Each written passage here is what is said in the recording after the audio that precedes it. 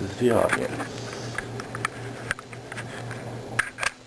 January 11, 1971. Newspapers are hot off the press. One of the world's most influential fashion moguls is dead. The fashion world has lost one of their royalty.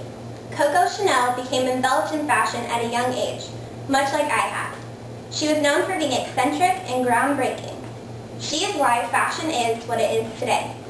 In a quote from the website womenshistory.about.com, in order to be irreplaceable, one must be different, and different she was. Who we all know as Coco Chanel was born Gabrielle Bernhardt Chanel on August 19, 1883, according to the World Book Encyclopedia, in the town of Saumur, which is in the Loire Valley of France. But in her later years, she's said to be born in 1893 in the town of Auburn.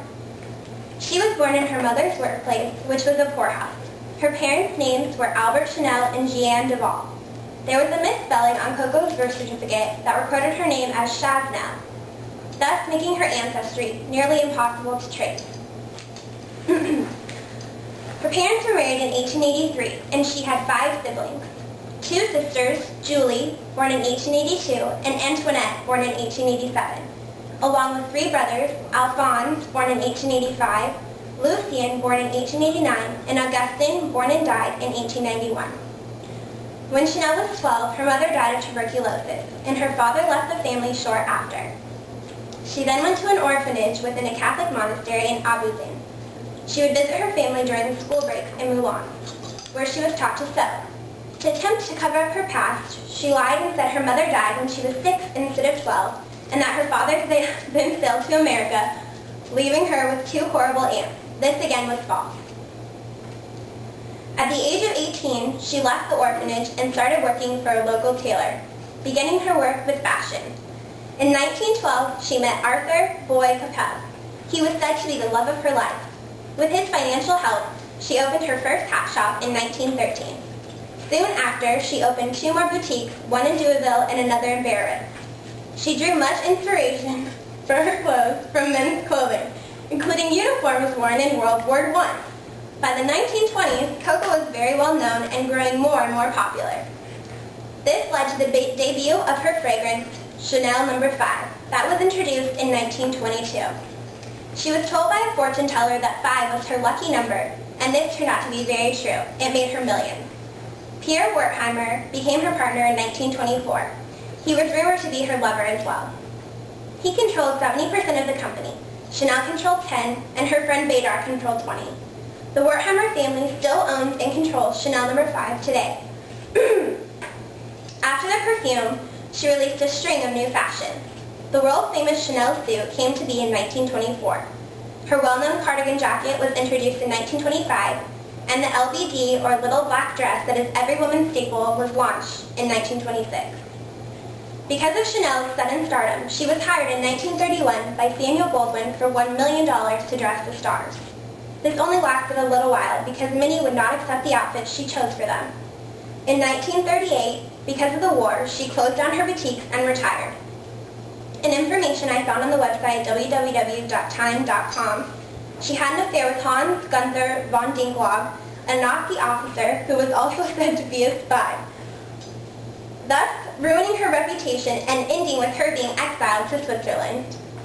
Nothing could keep Coco from designing though. In 1954, she developed a comeback collection. She put a new twist on her 1930s designs.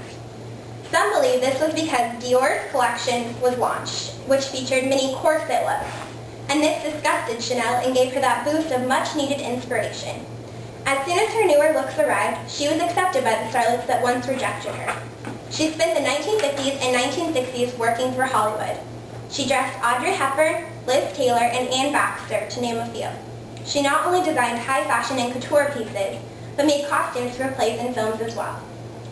And in 1969, the Broadway musical Coco premiered. Katharine Hepburn played Coco. Sadly, on January 10, 1971, Coco died. She was buried in Louise, Switzerland. Prior to Chanel's death, a Chanel suit could cost up to $12,000. Now the cost is around $5,000. They can be bought only at Chanel boutiques or at more expensive department stores, such as Saks on Fifth Avenue. At her death, her dynasty made over $160 million a year.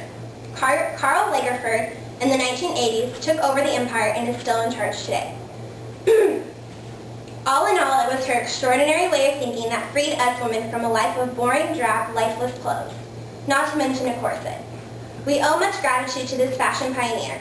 So the next time you opt to wear jeans instead of a dress, remember the empowerment we have as women thanks to people like her, the fashion icon, Coco Chanel. Can I just show you my audience?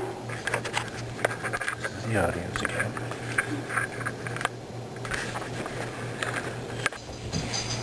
This is my visual aid, The Life of Coco Chanel, in a pen. She was born August 19, 1883. She opened her first shop in 1913, Chanel No. 5, and was introduced in 1922, Chanel suit in 1924, the little black dress in 1926. She closed all of her boutiques in 1938, her comeback collection in 1954, the Broadway musical in 1969, and she died in 1971.